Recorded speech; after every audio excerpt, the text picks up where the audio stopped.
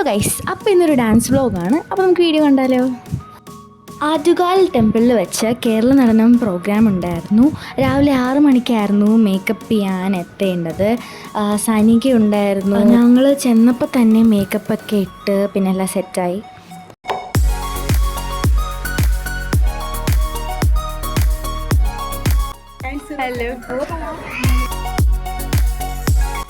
Dance ക്ലാസ്സിൽ നിന്ന് തന്നെയായിരുന്നു രാവിലെ ബ്രേക്ക്ഫാസ്റ്റൊക്കെ കഴിച്ചത്.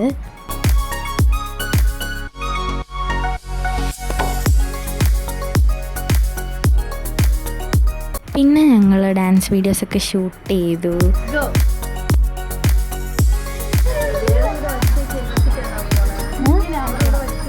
ഞാൻ കൊണ്ടുപോകാം ഇവിടെ